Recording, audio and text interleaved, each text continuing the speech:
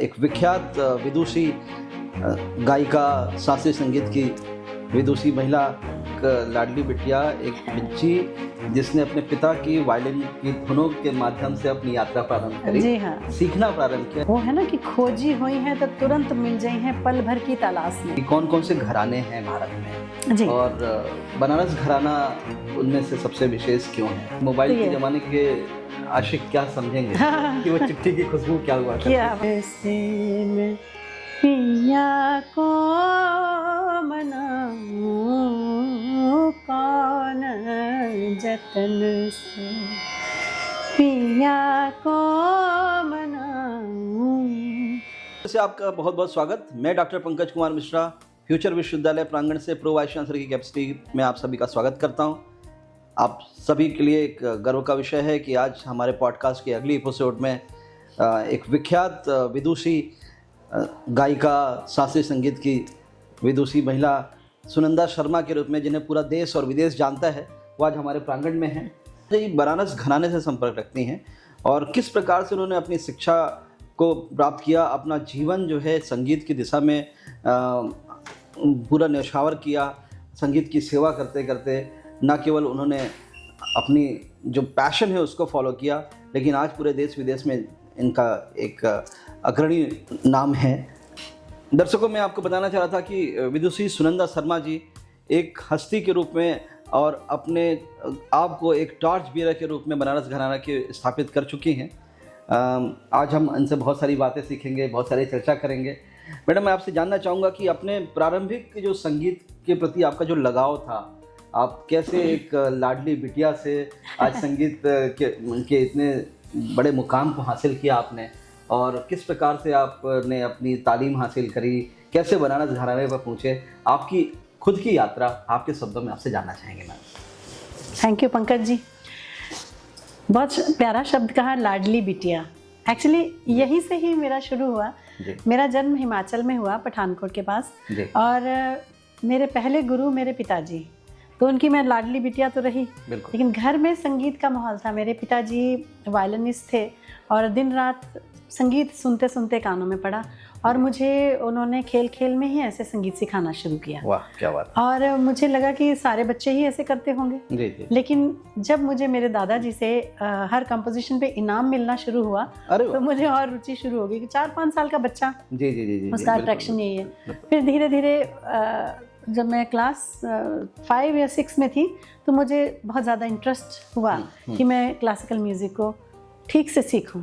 तो फिर मैं सुबह शाम रियाज़ करना शुरू हो गया। इसी तरह मैं एक बच्चे से साधिका के रूप में होती चली गई, बस ये कह सकते हैं आप। बहुत अच्छी बात आपने बताई कि एक लाडली बिटिया, एक बच्ची जिसने अपने पिता की वायलिन की धुनों के माध्यम से अपनी यात्रा प्रारंभ करी। जी हाँ, सीखना प्रारंभ किया, एक प्रेरणा लिया, और प्रेरणा लेकर के आगे एक साधिका के रूप में, और जो साधना करी, जो कई बार संगीत में कहते हैं रियाज करना, साधना करना। हाँ।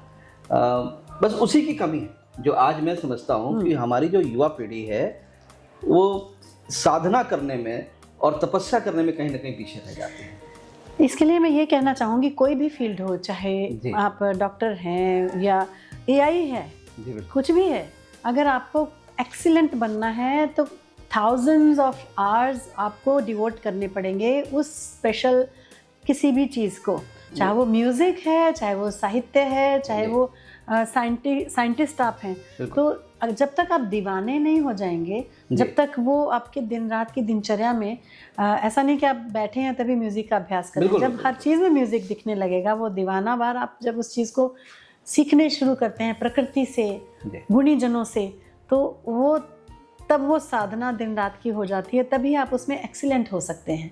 उसके लिए एनवायरनमेंट वैसा मिलना बड़ा इम्पॉर्टेंट होता है, और आज की पीढ़ी में भी ऐसे लोग हैं, ऐसे बच्चे हैं जो कि बहुत इंटेलिजेंट हैं, बहुत शार्प हैं, उनके पास बहुत साधन है। आपने एक प्रकार से मेरे मुंह की बात छीन ली। जी। सनातन में कई बार वर्णन है, जब आप शास्त्रों को पढ़ते हैं, जी हाँ, कि एक फलाने ऋषि मुनि थे, हाँ, उन्होंने तपस्या करना प्रारंभ किया और 10,000 साल की तपस्या करी, पूरा शरीर जो है दिमक लग गया, मिट्टी में दब गया, और उसके बाद भी उनकी तपस्या जारी रही, और एक दिन ईश्वर प्रकट हुए और ईश्वर ने कहा कि मांगो क्या मांगते हो। तो उन्होंने अपनी जो भी डिमांड रखी, जो भी अपनी मन की ख्वाहिश रखी, ईश्वर के पास एक शब्द था, तथास्तु। हाँ। ईश्वर आज भी है, वो शक्ति आज भी है, चाहे उसे हम अलग अलग रूपों से जानते हैं, चाहे हम उसे ईसा मसीह के रूप में जानते हैं, चाहे उसे अल्लाह मियाँ के नाम से जानते हैं, गॉड ऑलमाइटी, अपने चाहे कन्हैया के रूप में, राम के रूप में, जिस रूप में भी आप पूछते हैं, मुझे लगता है आज भी ईश्वर को तथास्तु कहने में देर नहीं लगती। हाँ। देर लगती है उस साधना तक पहुंचने में, राइट। हाँ। और जो साधना है, जैसे आपने बात बताई कि डॉक्टरी का पेशा हो, इंजीनियरिंग का पेशा हो, कुछ भी हो, किस भी पेशा में हो, कई ऐसे डॉक्टर हैं जो दिन भर में मक्खियों की आबादी कम करते हैं। हाँ। और कुछ ऐसे डॉक्टर भी हैं जिनकी 3-3 महीने 6-6 महीने की डेट नहीं मिलती आपको, उनके पास समय लेना पड़ता है, तब जाके आपको समय। इतने सारे पेशेंट हैं उनके पास में, उनका कैलेंडर बुक है 3 महीने का। ऐसे भी चिकित्सक हैं, ऐसे भी इंजीनियर हैं, ऐसे भी डॉक्टर हैं। और मुझे लगता है कि हमारे छात्र छात्रों को ये सीखने की आवश्यकता है, इस युवा पीढ़ी को सीखने की आवश्यकता है कि आज भी ईश्वर है जो तथास्तु कहेगा। आवश्यकता है साधना की, और साधना से वापस चलते हैं साधिका की तरफ फिर से। हाँ, साधना जो है वो है ना कि खोजी हुई है तो तुरंत मिल जाई हैं पल भर की तलाश में। क्या बात? तो अगर आप खोजी हैं जी। तो साधना तभी होगी। साधना हम थोप नहीं सकते, हम अपने बच्चे को नहीं बोल सकते कि भैया 8 घंटे तुम साधना करो। बिल्कुल। तो ये जो खोजी होता है, तो मैं अगर अपनी बात कहूँ, हिमाचल में प्रकृति बहुत सुंदर है। तो जब मैंने रियाज करना शुरू किया, और मेरा जो अपना पर्सनल अनुभव है, मैं ऊपर का कमरा मेरा था और बरामदा है। अच्छा। तो मैं सुबह ना 5 बजे 4 बजे उठ के रियाज करती रही। तो सुबह 5 बजे मैं देखती थी कि एक चिड़िया आती थी, वो बैठ जाती थी। अच्छा। सुनने। हाँ। अच्छा। आती थी और चा ऐसे चहचहाती थी। अरे वाह। तो मैंने 1 दिन आई, 2 दिन आई, 3 दिन आई, मैंने कहा वाह। तो आपको ना प्रकृति भी प्रेरणा देने लगती है। और उसके बाद एक दिन मेरी तबीयत थोड़ी ठीक नहीं थी, मैं नहीं उठी, और चिड़िया ठोक रही है दरवाजे पे और चहा रही है। अच्छा। तो मैं एकदम उठी, मुझे लगा कि कोई मेरा इंतजार कर रहा है। वाह। तो ये मेरे साथ में जो साधना करते हैं सबके साथ ऐसी चीजें होती हैं। ईश्वर का संकेत था कि संकेत था।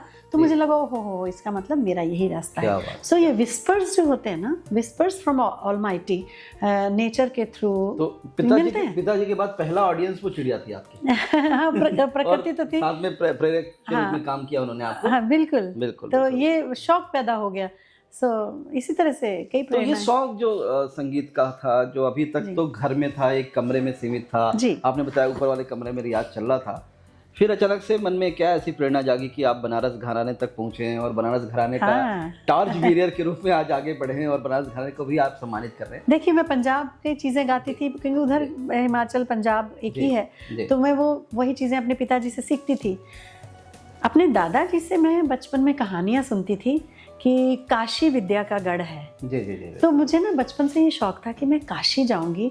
और फिर धीरे धीरे जब मैं अपने पिताजी के साथ उंगली पकड़ के संगीत सम्मेलनों में जाती थी, तो बनारस से जो कलाकार आते थे उनका इम्पैक्ट मेरी आत्मा पे अलग होता था। वाह, क्या बात। तो मुझे लगता था अरे ये संगीत, जैसे पंडित राजन साजन मिश्र जी, उनको मैं सुनती थी, बहुत आते थे, मुझे लगता था। और भी अपा जी आती थी, तो मुझे लगता था इसमें शास्त्र तो है, इसमें भाव अलग तरह का है। तो बाद में मुझे पता लगा कि बनारस और काशी एक ही जगह है। अच्छा। तो मैंने ना वहाँ पहाड़ों में समझ लीजिए बैठ के दिन रात यही प्रार्थना करती थी, एक दिन बनारस घराना सीखूंगी। क्या बात। और कैसे हो ये मालूम नहीं था। हाँ। तो एक बार मैं संगीत के लिए प्रस्तुति करने में जालंधर में एक हरिवल्लभ संगीत सम्मेलन होता है। अच्छा। वहाँ गाने के लिए गई थी। तो मुझे कहा गया कि अपनी श्रीमती गिरजा देवी जी के साथ तानपुरे पे आप बैठिए। अच्छा। तो उनसे जो मिली तो उन्होंने मुझे बोला, बेटी गाती हो तो कुछ सुनाओ। तो मैंने सुनाया राग अहीर भैरव थोड़ा सा। तो उन्होंने बोला, बनारस चलोगी? अरे वाह। So that was answer to my prayers. Right. कहते हैं ना, किसी चीज को दिल से चाहो तो पूरी कायनात मिल जाती है आपको उस चीज को पूरा करने मिलाने के लिए। फिर बस मैंने कहा मेरे पिताजी आए हैं, हम उनसे बात करते। तो शाम को उनका कॉन्सर्ट था, तो पिताजी से बात हुई, तो उन्होंने बोला, भैया आपकी बेटी मुझे दे दीजिए। उन्होंने बोला, आज से आपकी बेटी है। So that's how it happened, transition। और मैं वहाँ से फिर बनारस चली गई। फिर लगातार 10 साल गुरु घर में रही, साल में एक बार पठानकोट जाती थी। यहीं पे मेरा प्रश्न था कि गुरु शिष्य परंपरा के रूप में आपने पूरा अध्ययन किया जी। तो विदुषी गिरजा देवी से आपने किस प्रकार की तालीम पाई? हाँ। और उनसे मिली जीवन की शिक्षाएं क्या क्या रही, इसके बारे में जरूर बताइए हमें। पुराने गुरु ऐसे गढ़ते थे शिष्य को कि क्या कहें, कैसे बताएं। नहीं, बताना होगा। रीजन है कि आज के समय में ना गुरु बचा ना शिष्य, अब स्टूडेंट और टीचर रह गया। तो हमें गुरु स्टूडेंट शिष्य टीचर परंपरा फिर से बहुत अलग है। राइट। तो उन्होंने खुद मुझे पसंद किया था। जब मैं बनारस पहुंची तो मुझे लगा कि ये तो बहुत खुश है मेरी आवाज़ से या मेरे गाने से। तो उन्होंने बोला बेटा बनारस का गाना सीखने से पहले बनारस का खाना और बनारस की बोली सीखनी होगी। क्या बात है बहुत बढ़िया। क्योंकि तुम मेरे घराने को सीखोगी जी, और जी। तुम्हारे जो साहित्य में पंजाबीपन झलकेगा हमारी हाँ। हिंदी में, अच्छा अच्छा तो वो वो impact नहीं आएगा खिचड़ी पक जाएगी। सो ये ग्रूमिंग है ना। तो बहुत मैंने बढ़िया, बहुत सोचा अच्छा। हाँ। तो फिर वहीं से तालीम शुरू हुई। फिर मुझे वो हम बैठ के वो चाइनीज मार्शल आर्ट की बहुत सारी फिल्में दिखाती थी। मैं तो कहती हूँ अच्छा। सारे स्टूडेंट्स को देखनी चाहिए अच्छा। जो पुरानी फिल्म्स हैं मार्शल आर्ट्स की, कि कैसे वो एक्सीलेंट करते हैं अपने शरीर को तोड़ के भी। तो मार्शल आर्ट पर संगीत समझ में नहीं आया। कंसंट्रेशन, ओके कंसंट्रेशन, फेथ, हाँ, फेथ, हाँ, विश्वास। कैसे आप जी। एक बिल्डिंग से दूसरी बिल्डिंग किस फेथ के सारे कूद जाते हैं। ओके। कितनी प्रैक्टिस, प्रैक्टिस, हाँ हाँ हाँ, practice, only practice great. And with faith. और अगर कोई भी विधा है जिस उसके साथ जितना आपने समय बिताया है उतनी वो आपकी अपनी हो जाएगी। बहुत बढ़िया, बहुत जितना आपने समय बिताया है। जी जी ऐसे YouTube से इधर उधर सीख के आप कुछ भी अगर करते हैं जी। उसका इम्पैक्ट नहीं होता। You have to live the moment. तो गुरुजी के पास मैं सुबह उठ के 4-5 बजे अभ्यास जब होता था तो दूसरे कमरे से सुनती थी और फिर बताती थी कि ये तुम्हारा ठीक था, ये तुम्हारा गलत था। अच्छा। फिर दिन में बैठ के तैयारी कराती थी और उसके बाद फिर उनके साथ ट्रैवल करती थी, मंच पे ट्रेनिंग। तो ये गुरु शिष्य परंपरा, बिल्कुल यही गुरु शिष्य परंपरा थी। और गुरु को देख के बहुत सारी चीजें सीखे, बहुत बढ़िया, उनके साथ रह के। जीवन की शिक्षाएं क्या मिली? मतलब अभी तो ये हो गया कि हमने जो ट्रेड है, जो संगीत है उसको सीखा, और मतलब लाइफ। हाँ, बहुत अच्छा पंकज जी, बहुत सुंदर सवाल। जी। हमारे गुरुजी को थोड़ा हार्ट की प्रॉब्लम थी। अच्छा। तो उनको हार्ट अटैक भी हुआ था, उसके बाद उनका सर्जरी भी हो गई थी। लेकिन उसके बाद उन्होंने तुरंत गाना शुरू किया। वो आर्मी की तरह थी कि ऐसा नहीं कि हाय अब मुझे बीमार हूँ, हाय मैं बैठ गई, एकदम अब मुझे रेस्ट करना है, ऐसा नहीं नहीं, कर्म पे एकदम डटी रहती थी। तो एक बार इंदौर में प्रोग्राम था और कॉन्सर्ट में उनको गाना था। तो मैंने ये जो विटनेस किया, तो हम गाड़ी से उतरे तो वो बहुत सारे पंडाल वहाँ लगे हुए थे। तो एक पंडाल से भीड़ आ रही थी, वो कॉन्सर्ट खत्म हुआ वहाँ पे, तो बहुत सारी भीड़ आई। तो हम उतर के गाड़ी से जा रहे थे। अच्छा। और वो भीड़ हम दोनों को बहा के ले गई। जैसे ऑर्गेनाइजर भी बेचारे उधर रह गए और उनका ऐसे लगा कि उनका चोक हो रहा है गला, ऐसे मुझे डर लगा। और फिर वो साइड में खड़े होकर उन्होंने खुद को संयत किया और उसके बाद ही स्टेज पे अनाउंस हुआ उनका नाम। स्टेज पे गई, उन्होंने 1 मिनट आंख बंद की, उसके बाद गाना शुरू किया। तो समझ ही नहीं आया कि अभी प्रॉब्लम में थी। वाह, क्या बात। तो ये थी पावर ऑफ कंसंट्रेशन। और ये सीखा कि किसी भी आप हालात में होते हो, जीवन का कोई भी दुख सुख इतना प्रभाव ना करे कि आपका जो मेन जो जीवन का जिस पे आप चले हुए रास्ता उससे भटक जाओ। जी जी जी जी। संगीत के बारे में मैं उतना ही जानता हूँ जितना आप आर्टिफिशियल इंटेलिजेंस के बारे में जानती हैं या आप मैथमेटिक्स के बारे में जानती हैं। तो मैं अपने समझने के लिए, अपने दर्शकों के लिए जानना चाहूँगा आपसे कि कौन कौन से घराने हैं भारत में जी। और बनारस घराना उनमें से सबसे विशेष क्यों है? हाँ। इसके बारे में जरूर बताएं। देखिए, बहुत सारे घराने हैं। ध्रुपद धमार के अलग घराने हैं, ख्याल के अलग घराने हैं जो इस समय इंडिया में। देखिए, राग तो वही है, संगीत वही है। घराना होता है जैसे घर की परंपरा, किसी घर में कैसा खान पान, किसी घर में कैसा खान पान, राग सेम है। वास्तव में एक ही बात सब कहते हैं, लेकिन मेन जो घराने हैं, पटियाला घराना है, ग्वालियर घराना है, जयपुर अतरौली घराना है ना, इस तरह बनारस घराना है। तो इस तरह के 9-10 घराने। पटियाला पास पड़ता, आप बनारस से प्रभावित थे काफी लोगों से, इसलिए बनारस रहना है। पटियाला पास था आपके लिए, पटियाला ज्यादा पास था। बिल्कुल पास था, लेकिन I was touched with Kashi और बनारस घराना, तो वो मैं पाना चाहती थी। जीवन की शाम लोग बनारस में, काशी में बिताना चाहते हैं। हाँ, हमने जीवन की सुबह वहाँ बिताई। आपने शुरुआत वहाँ से करी गंगा जी के तट पर। जी। मुझे पता चला कि आपकी गायकी में ख्याल, ठुमरी, दादरा, चैती और कजरी जैसी कई शैलियाँ हैं। जी जी। आप शास्त्रीय संगीत की इन अलग अलग विधाओं को कैसे साथ देते हैं इतने शिद्दत से? कैसे साथ लेती हूँ? बचपन से तो पिताजी के साथ में ख्याल की तालीम मिली थी, मैं प्रैक्टिस कर ही रही थी। फिर मेरे गुरुजी के पास एक खजाना जैसे कह सकते हैं, उसमें ख्याल है, टप्पा है, ठुमरी, दादरा, होरी, कजरी, चैती, ये सब विधाएं। तो हर विधा के लिए आपको अलग प्रैक्टिस करनी पड़ती है। अब ख्याल जो है, ख्याल तो एक पूरा शास्त्र है, तो आपको टेक्निकली बहुत तैयारी करनी पड़ती है ख्याल के लिए। जी जी जी। और ठुमरी, दादरा, होली वगैरह ये विधाएं तो आपको साहित्यिक और पोइटिक होना पड़ेगा मन से। बिल्कुल बिल्कुल। तो जो कविता कहती है वही आपके सुर जब कहते हैं तब ठुमरी बनती है। जी जी जी जी। तो इसलिए वो हर विधा के लिए, हर जॉनर के लिए अप्रोच अलग होती है जी। लेकिन सबके पीछे एक ही रास्ता है, प्रैक्टिस और गुरु की संगत। एक घर से यात्रा प्रारंभ हुई, बनारस घराने में पहुंची जी। जैसे आपने बताया कि पहला ऑडियंस आपके पिताजी, दूसरी ऑडियंस वो चिड़िया, और उसके बाद मतलब ना केवल देश के बड़े मंच पे बल्कि वैश्विक मंचों पे भी आपने अपनी प्रतिभा का प्रदर्शन किया, देश का नाम रोशन किया, आपने अपना नाम रोशन किया, घराने का नाम रोशन किया, बहुत सारे सम्मान प्राप्त हुए। इतना जब आप आगे बढ़ी और उसके बाद आपके पास में अब वो दर्शक नहीं है जो कई बार आप भी महसूस करते हैं कि comedy show, stand up comedy देखना लोग ज़्यादा पसंद कर रहे हैं। और आज के समय में वो क्या कहते हैं आशीष, जो वेब सीरीज़ आ रही है लोग उसमें व्यस्त हैं। तो ऐसी जब समय है उस समय में भी आप लोग जो हैं शास्त्रीय संगीत को जीवित रखे हुए हैं। तो ये जो पारंपरिक ज्ञान है, ट्रेडिशनल जो सॉन्ग है, क्लासिकल सॉन्ग है, और जो आपका जो ऑडियंस है बिल्कुल मॉडर्न ख्यालातों वाला ऑडियंस है, उसको कैसे आप मैनेज करती हैं, कैसे उसको? देखिए, क्लासिकल म्यूजिक जो है इसके लिए शुरू से उतनी ही ऑडियंस रही है। जैसे आप समझ लीजिए असली हीरे की शॉप पे कितने लोग होंगे और इमिटेशन की वहाँ पे कितने लोग होंगे। बहुत शानदार, बहुत शानदार। तो उनकी ऑडियंस अपने फिक्स है क्लासिक। और हैरानी होगी आपको कि दिल्ली में अब कॉन्सर्ट्स होते हैं या बॉम्बे में, कहीं भी बड़े बड़े, बनारस में, कहीं भी ज़्यादा तादाद में आपको अब यंग लोग मिलते हैं उसमें। बिल्कुल यंग लोग मिलते हैं। सो ये ऑडियंस वो तो ऑडियंस नहीं है कि स्टेडियम में हो रहा है प्रोग्राम, है ना। क्लासिकल म्यूजिक स्टेडियम में तो नहीं होता, लेकिन ऑडिटोरियम्स डेफिनेटली भरे होते हैं, हज़ारों की ऑडियंस आती है और देयर इज रियली ऑडियंस। और बहुत सारे स्टूडेंट्स ऐसे हैं जो आज भी बहुत शौक के साथ सीख रहे हैं और इसी में आगे बढ़ना चाहते हैं।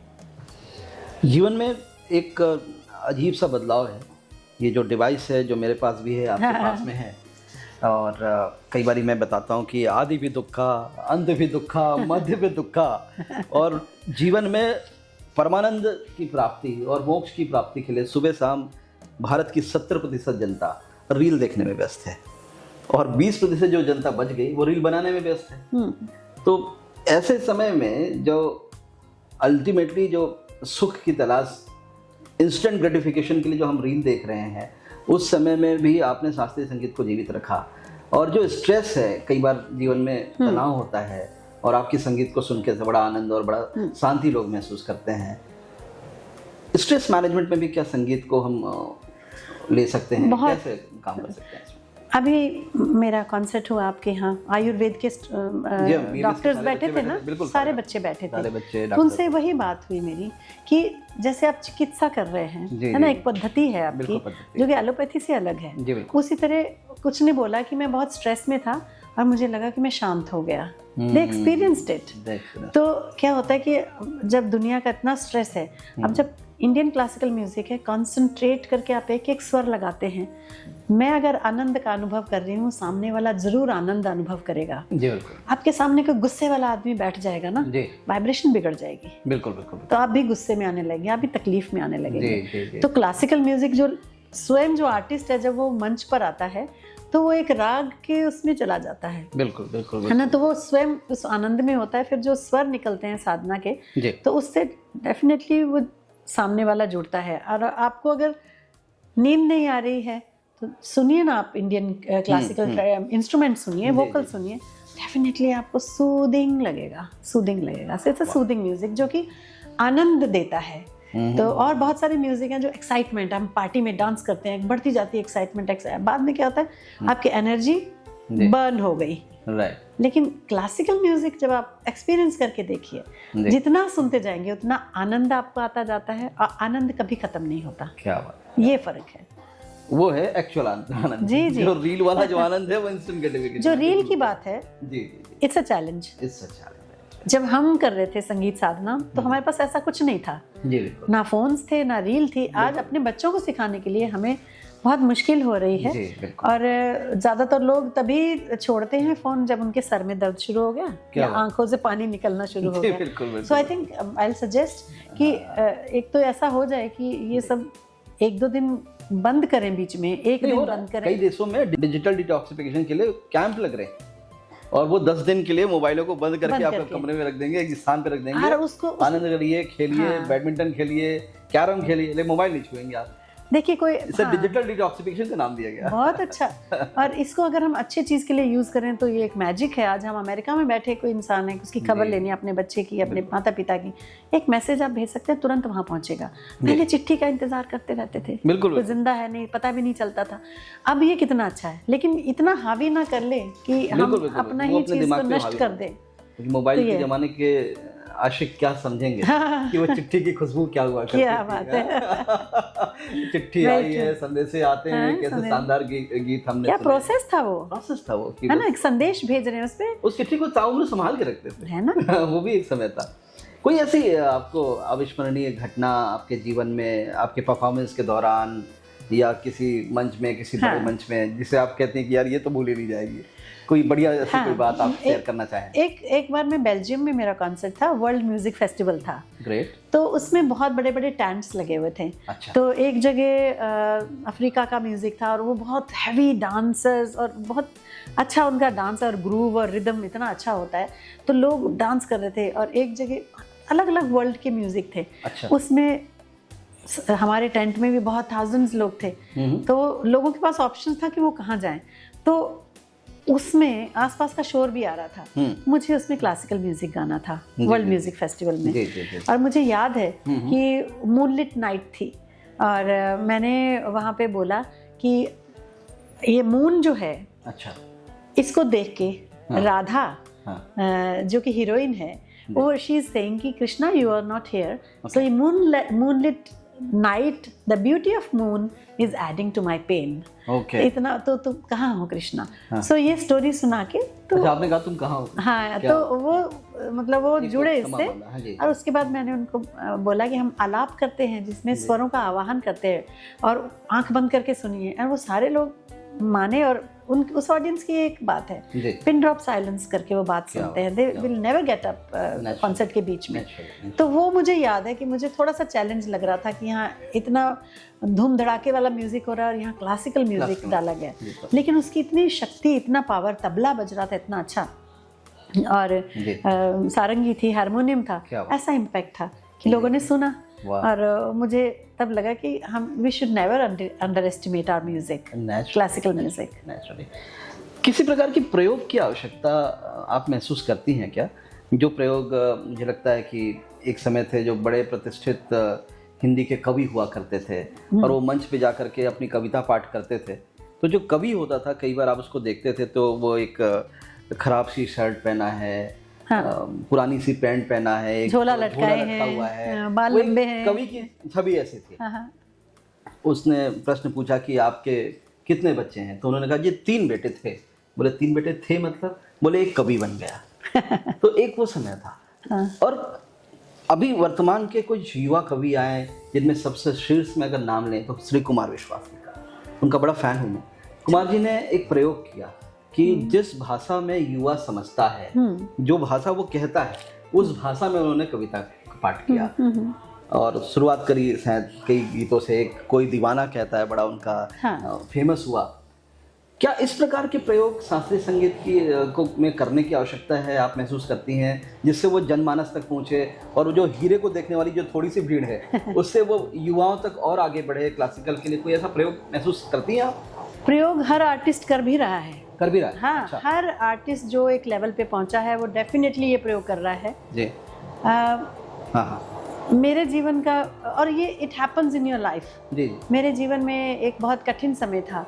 मेरे पिताजी जो कि संगीत मर्मज्ञ, इतने बड़े विद्वान, लेकिन लास्ट जब गए इस दुनिया से तो उनको कैंसर था और लास्ट में बड़ी तकलीफ में थे, तो उनको पेन किलर्स वगैरह तो दिए जाते थे। जी।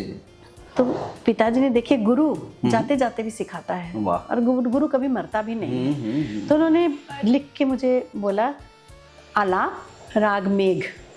अच्छा। हाँ, तो वो उनको नींद नहीं आ रही थी, तकलीफ में थे। उस समय वो मेघ राग सुन के हाँ, गाना मेघ चाहते तो मैंने राग मेघ आलाप गाया, उनको नींद आ गई इसमें। तो ये मैंने 1-2 महीने थे उनके आखिरी, तो वो लिख देते थे कि आलाप ये राग। तो वो क्योंकि उनको पता था इस राग से मुझे ऐसे राहत मिलेगी, मुझे राहत मिलेगी, शांति हाँ। तो मिलेगी। ये और वो प्रयोग दर्द से क्या आराम कहें, ये मिलेगा। तो हैपन हमारी जिंदगी में हुआ। बिल्कुल बिल्कुल तो आपने प्रयोग किया। हाँ, बहुत सारी चीज़ें, मतलब शास्त्रीय संगीत को आप नेचर में गा के देखिए, कहीं बहुत सारी बत्तखें हैं, जरूर आपकी तरफ आएंगी, या कुछ इट हैपेंस कहीं भी। हिंदुस्तानी संगीत और बनारस घराने को आने वाले समय में वर्तमान परिप्रेक्ष्य में कैसे देखती हैं, कैसे वो और आगे बढ़ेगा? हिंदुस्तानी शास्त्रीय संगीत अच्छी ही दिशा में जा रहा है। ऐसा नहीं है कि आज क्यों बहुत सारे शास्त्रीय कलाकार हैं, मेरे पास ऑप्शन है। मैं आई ट्रैवल अ लॉट, मैं जैज़ म्यूजिशियंस के साथ भी काम करती हूँ। I am married in Norway और मेरे फैमिली इन लॉज नॉर्वे में है। I work with jazz musicians, वहाँ जाती हूँ। लेकिन मैंने दोनों को देखा, मुझे जो संतुष्टि, जो आनंद क्लासिकल म्यूजिक में आता है वहाँ नहीं आता। That's good for a change. Pizza आप शौक से खाएंगे, बिल्कुल, रोज पिज़्ज़ा खाएंगे तो कैसे होगा? बिल्कुल ठीक। दाल चावल चाहिए ना, दाल चावल तो है ना, क्योंकि वो हमारी अपनी एक खुराक है और अपना जो अपनी भाषा है, अपना स्टाइल, अपनी हैबिट है, अपनी भाषा है, और अपनी भाषा से जो आप आनंद पाते हैं वो कहीं और नहीं पाते हैं। तो सुनील जी, आपसे निवेदन है कि अपने अंदाज में कुछ हमें गुनगुना दें, हमारे दर्शकों को कुछ सुना दें, ताकि ये स्मृति विश्वविद्यालय आपके साथ हमेशा सहेज के रखे। बिल्कुल, मैं 2 लाइन सुनाती हूँ जी। जी।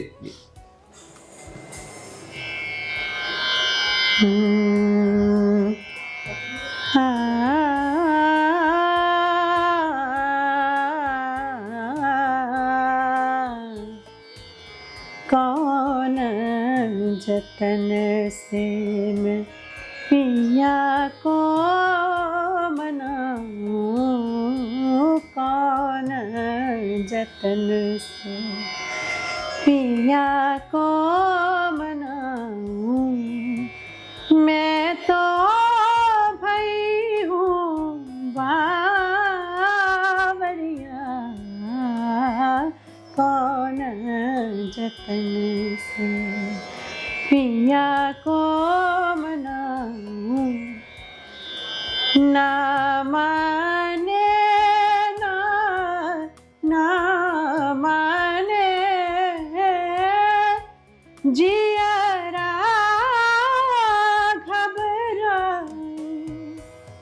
कैसे सखी मैं, कैसे सखी मैं पिया को रिझाऊं, कौन जतन से मैं पिया को मनाऊं, कौन जतन से। बहुत शानदार, बहुत शानदार, बहुत अच्छा लगा आप हमारे स्टूडियो में आई और आपने इतनी सारी बातें करी हमारे साथ में। जाते जाते बस आपसे अंतिम प्रश्न लेकर के विदा लेंगे जी। जो भी नए बच्चे हैं जो शास्त्रीय संगीत सीखना चाह रहे हैं, उनको क्या संदेश देना चाहेंगे, आप अपने शब्दों में बताएं। जो नए बच्चे हैं उनको तो सबसे पहले शास्त्रीय संगीत या कोई भी संगीत या कोई भी चीज़ में एक्सीलेंट होने के लिए you have to give first. जल्दी से ये ना सोचो कि मुझे मिलेगा क्या, जी, है ना। जितना आप देते जाते हैं, जितना आप गिवर बनते हैं, उतने आपके पास आता जाता है, जी, बिल्कुल, है ना। तो ये सोचें कि पेशेंस, जी, पेशेंस रखनी पड़ेगी, जी, सबसे बड़ा काम है। अब ध्यान एक शब्द है, इसको अपने जीवन में ढाल लें। ध्यान रखना है, ध्यान हटता है तो दुर्घटना हो जाती है, बिल्कुल। तो अगर आप कोई भी विधा, कोई भी कला, उसकी साधना कर रहे हैं तो ध्यान को आप अपना फोकस्ड रखें। गुरु एक ध्यान पे ही काम करता है कि जो उस दिन बात कही थी आज याद है, ध्यान 2000 बंदिशें हैं, कंपोजिशंस हैं, डायरी क्यों खोलनी पड़ रही है, ऐसे याद रखो, सही। सो ये सब अपने आप को चैलेंज करना चाहिए, ध्यान पे काम करना चाहिए। क्या बात, क्या बात जी।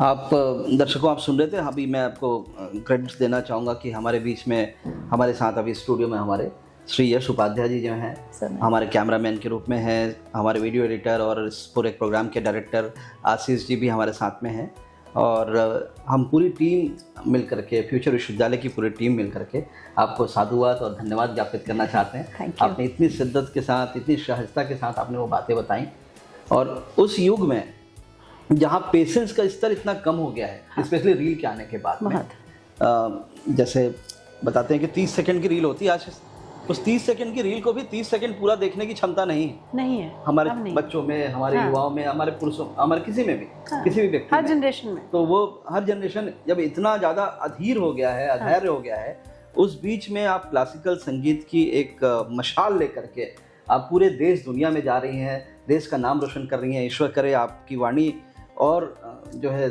बढ़िया हो, और आपकी जो ताकत है, आपकी जो ऊर्जा है और बढ़े, जिससे आप हमारे देश का नाम शास्त्रीय संगीत में बहुत आगे तक लेकर के जाएं। धन्यवाद। पूरा फ्यूचर विश्वविद्यालय की ओर से हम आपको बहुत शुभकामनाएं देते हैं। बहुत बहुत धन्यवाद। धन्यवाद। राइट।